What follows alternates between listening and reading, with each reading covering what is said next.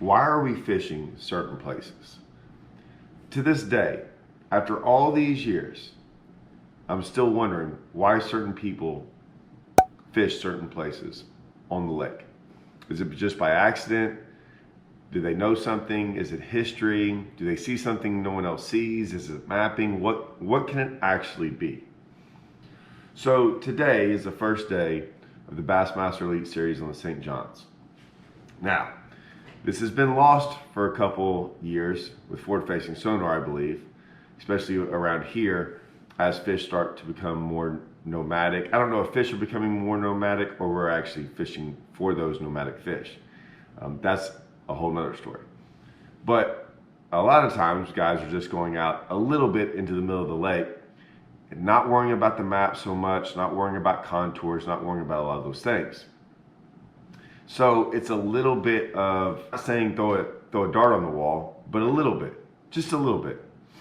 Now, the St. John's, I've never been to the St. John's, but as I'm listening to them describe the St. John's and looking at the map, it's really crazy diverse. It makes me think of like Harris Chain. When I went to the Harris Chain for the first time and saw that there was like 6 or 7 different lakes and you had canals and you had all these things you had to go figure out, and some of the best places were far away and you had to lock. It was a lot. And so when I first got there, it was the only place I ever pre-practiced, because we were coming back from Okeechobee and me and my buddy decided to stop for a little bit, and all we did was fish Harris Lake, and we just kind of fished in there, went into some canals. He went one direction, I went the other direction, and we quickly realized that it was going, I mean, you could fish the main lake. We went into the canals, caught some sight fish, it was awesome. I went to the main lake later on, caught some big ones out there, and I was going, okay, has a lot to offer. Then when I went back, I realized, oh wow, I started going to all these other lakes because we had 3 or 4 days of practice, maybe 3. And it was like going into canals, some canals weren't any good. And then there were certain parts of Harris that I never got to go in, like certain parts of the lakes. Like I just totally I'm like, I just can't go into some of those lakes. It was eye-opening. I ended up doing really good on day 2, caught a really big bag. Day 1 I didn't. And I learned some things, most definitely. I saw how the tournament was won, and I saw where people started to catch fish. And I was going, man, I didn't know about that. I was like, man, there's certain people at certain places on that lake, and I didn't find it interesting. It was my first year on tour. So I was just like, I didn't care about anything else. I was just focused on myself and whatever. I did learn something though. Or I started to notice something, but we'll get back to that point. When I watched this St. John's River, and since they're not doing the whole forward-facing sonar that much, you see like where everyone's at. I'm more intrigued by that. Now there's no contours on that mapping, it's just showing little icons where people are at. And all I want to know is like, all I would love to ask those guys is like, why did you pick that? Why did you go there? Why did you practice there? Whether it be like that part of the lake, that part of the canal, why did you go that far away? All these different things. To me, that's like the most important thing. Now for some of you guys, you're gonna watch the fishing and stuff and like watch how they fish, and they're gonna talk about the fishing. The commentators are gonna talk about the fishing and then flipping and doing all these different things. To me, it's not that it's not interesting, it's just I want to know the other. And I don't think have they ever really talked about the other. It comes up a little bit here and there. Most fishermen, I don't think, are really divulging that. And maybe there's reasons why. Now, they might tell you while you're fishing there, they'll show an underwater map, and so, I found this. Yeah, to me, that's still not as big a deal as like that area. To me, that area is way more important than anything. That's why when I always talk about these lakes that I go to, they're like, hey man, if you could get information to these lakes, what would you want to know? I'm like, half the time it's like whether they go right or left. Just that. If you put me in the middle of the lake going, man, I think you have a better shot going left than right. That's golden information to me. That to me is what I wish were what I'm intrigued about. And I remember, I'm like, oh yeah, when I used to watch this, that's what I used to care about or want to know. That's kind of been lost a little bit with forward-facing sonar and how they do it, but that's beside the point. Now, I've done some of my series, Alabama Waters, I've done Deep Waters, I've done some stuff on my private channel, and I go into great detail about that. Of course, I'm showing all my practice, and in practice, a lot of these times, I'm just trying to hit it all. Right? I'm trying to hit everything I know. So that way, when you see that, I can then just say, hey man, I'm just one of those guys, if I can try to cover everything, then I can start pinpointing some of the stuff. Now you can't do that on the St. John's. I don't believe. I've never been there, but just by looking at it, with canals, if it's like Harris Chain like me, I had to give up some of those lakes and say, that's too much. I'm gonna have to just pick. And I didn't know, I just picked. And I ended up catching them really good on one of the days on a place, I even forgot the name of the lake. It was closer to Apopka. It wasn't down, but it was further down that way. And it was on the way there. And I just kept driving by it. And after I caught some fish in some canals, at the end of the day, I kind of came out and just started like, every time I drive by and I look at some of these places and I'm like, man, I think I can catch a fish there. I never practiced it. It just caught my eye every single day. That's how I approached it. Now, I'm going to say this, and I'm not saying this about everyone. I'm just saying I started learning some things. I started learning some inside things about how stuff went down when I fished the tour. We're allowed to share info with each other on tour. I started seeing that on the very first tournament at Lake Okeechobee. I saw a certain group of fishermen, and it was like, man, they all showed up at the same spot, the same area. And I didn't think much about it. I'm like, man, all those people knew that area? That's wild. Because I would see one or two in practice there. I fished it a little bit, but didn't really catch very many fish, but I fished a spot that was pretty close to there. I could see them. No one was where I was at for the most part, but I could see most of them. And I did good. I'm in the top 30 at Okeechobee. And I was like, man, is it going down there? Wow.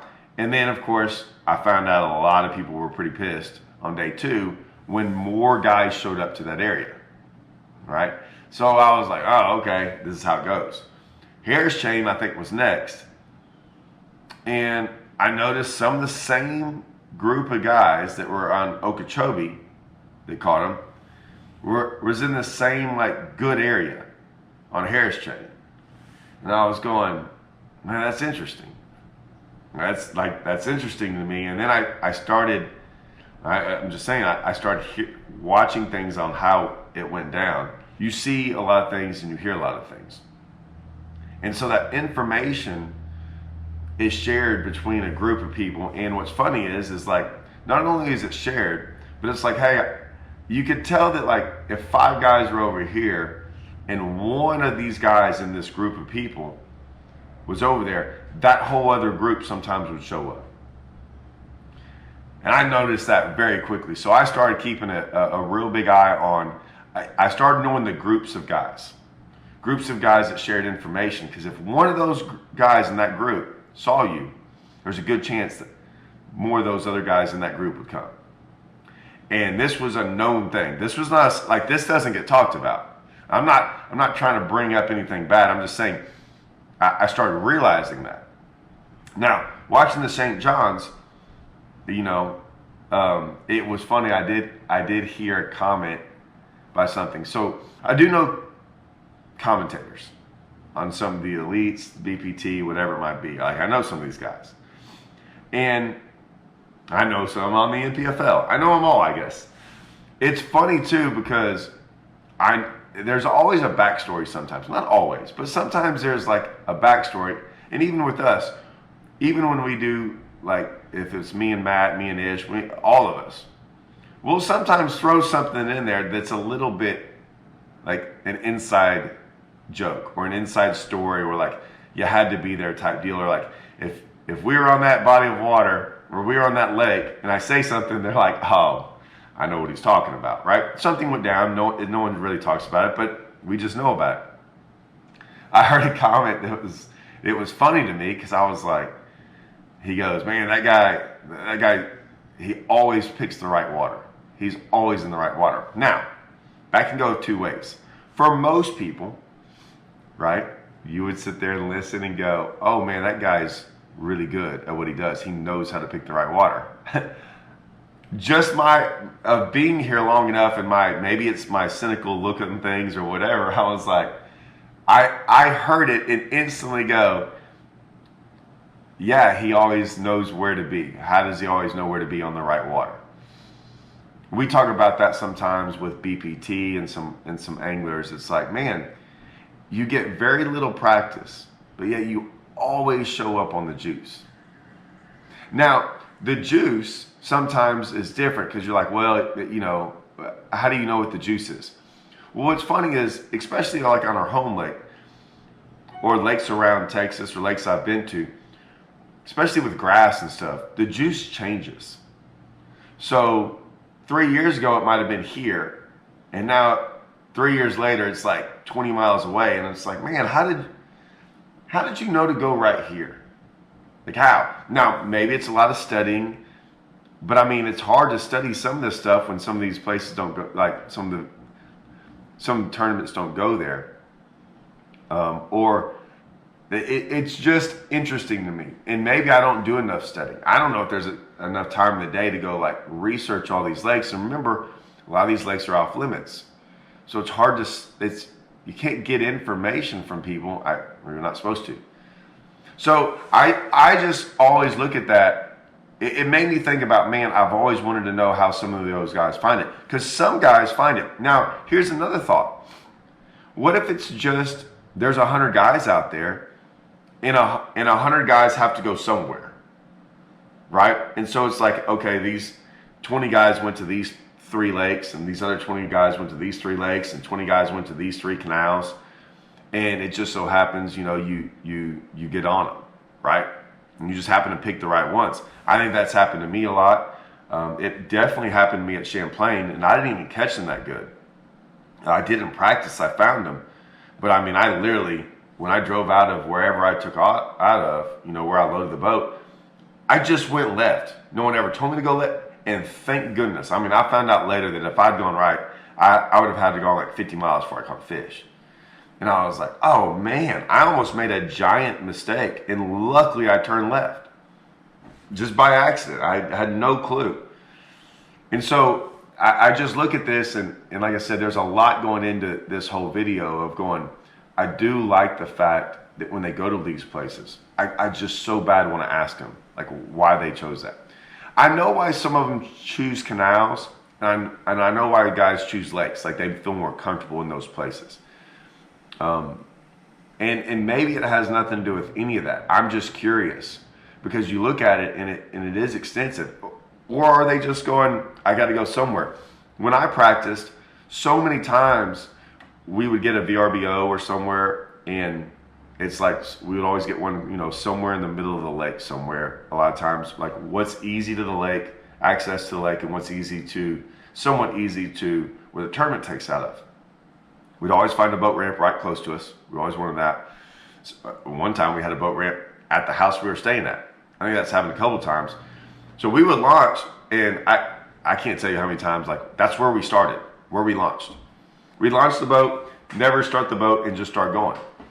And, I mean, usually we'd catch fish within a couple of minutes. And if you look at the track, like I remember when Smith Lake was like that. There was 2 arms of Smith Lake I never went down. Well, where we were staying was in this one arm. It's where we just happened, and that's where we fished. And I've been there twice. I fished that arm almost exclusively. I went and checked out the other arms, but I ended up spending most of my time in that one arm just because that's where we launched at. So there wasn't this like, you know, great thought out plan of that's where I need to be. It's just where we were. And so I think I'd like to know sometimes why they pick those areas. Like as soon as they like St. John's comes up on the map, and they look at it and go, Is it just because that's where their house was and it was the easy, closest boat ramp? Or was it very, very calculated? Or was it the other? I don't know. Those are the things I like to hear about and pick some of those guys' brains. And I'm friends with a lot of them, and I don't really talk to them about that, to be honest with you. Maybe I should. Maybe, you know what? If I can get Hackney on here, maybe that's one of the questions I'll ask him. I've never actually ever talked to him about that, ever. So none of these guys. I honestly have never, my buddies like Ish and all those guys, I've never asked any of them. But that's one thing I would like to ask some of these guys when it comes to places like the St. John's. Like, what do you do? If it was really warming, if it was like warm down there and they're going to the beds like they would be, I kind of get that stuff. But when a cold front hits, it's a little bit different. Like, you got to go fish for them. So, like, like I said, I understand the canals and I understand the lakes of why you don't want to do it and all those things. But that's a question I'm intrigued about. And it's the one thing that they don't tell you. They don't tell you that stuff on the Elites or the BPT. But I'm telling you, it's hard to win a tournament if you're not around the juice. And when I mean the juice, the area. It's so hard to win it. So, like, they show you everything else. But I'm telling you right now, the number one thing is being around where the most of them live, or the area where it's going down at. It's almost impossible to win a tournament without that. Now, it can happen, but a lot of times, especially in Florida, you better be around the area it's going down at. You definitely saw it at Conroe, right? Texas, especially places that have grass in it. That's a big deal. I'm from Texas, so that's why it's a big deal for me. That's why I think about things like this. But yeah, let me know what your thoughts are on this. But it is going to be an interesting tournament. I think it's going to be a cool one for sure. We're going to keep track of the Elites on St. John's. See y'all.